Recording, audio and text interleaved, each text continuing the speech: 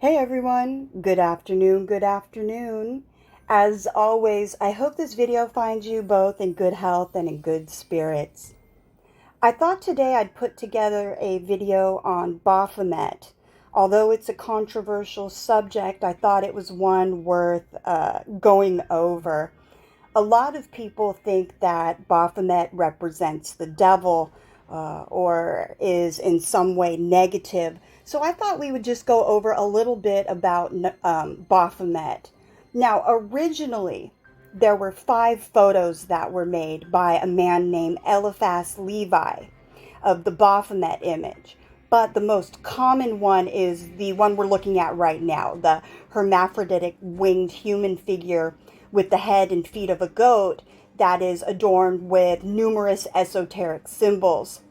Now, Levi was originally born Alphonse Louis Constant, and he describes the meaning of each element of the drawing, which is defined by its profound and pervasive duality. And he put this together in his book that he wrote in 1861 called Dogmas and Rituals of High Magic. Now, unfortunately, later on, it was hijacked and used by occultist Aleister Crowley, notably known in his Gnostic Mass, as well as Anton LaVey with the Church of Satan that was established in 1966. And they perverted the image and used it for something completely different. Now, the origin of Baphomet worship is a subject that's honestly, it has a lot of debate around it. The origins of the word Baphomet were, honestly, they were unknown. Some believe that it was the French corporation of Mahomet, meaning Muhammad. Others believed it to be a code word from the Kabbalah, meaning the father of the temple of peace of all man. And others believed that it was an Arabic word for the father of understanding. And then finally, there was the Jewish Atbash cipher, which they applied it to Sophia, which was the Greek goddess of wisdom. So, in the photo here, where Levi himself has an interpretation in his book of the drawing, is what I wanted to go over. It says that the goat is represented in the frontispiece and bears upon its forehead the sign of the pentagram with one point in the ascent, which is sufficient to distinguish it as a symbol of the light. Moreover, the sign of occultism is made within both hands, pointing upwards towards the white moon of Chesed and downward to the black moon of Geburah. The sign expresses the perfect concord between mercy and justice. One of the arms is feminine and the other is masculine, as in the androgen of Kunrath.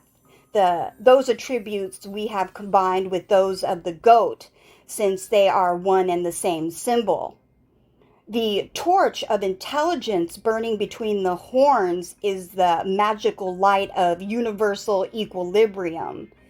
It is also the type of soul, exalted above matter, even while cleaving to matter as the flame cleaves to the torch.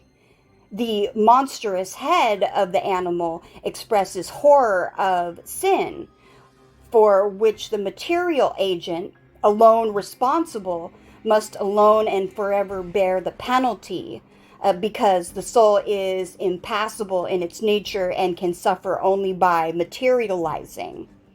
The caduceus, which represents the generative organ, represents eternal life. The scale-covered belly typifies water. The circle above it is the atmosphere, and the feathers still higher up signify the volatile. Lastly, humanity is depicted by the 2 breasts and the androgen arms of the Sphinx of the occult sciences. So I wanted to add on there, I'm not going to go over all of the symbolism, but I wanted to add on there that the gesture that you're looking at, is Baphomet making the one hand up and one hand down. It represents the Hermetic principle of correspondence. That which is above is like that which is below. The above is the macrocosm, either the literal universe at large or the divine realms. And the below is the microcosm, life on earth or the human body itself. And if you affect one, you affect the other. Also, if you look at his arms, you'll see the word salve and coagula, which means to separate and to bring together. And they basically summarize the alchemical process. So yeah, there's a lot of things behind Baphomet. A lot of people think it's something that's negative, when in reality, it was meant to represent basically the human man. Yeah, so there's a little bit about Baphomet. I hope you found this video entertaining, enlightening, or in some way beneficial. All right, everyone, take care. Peace.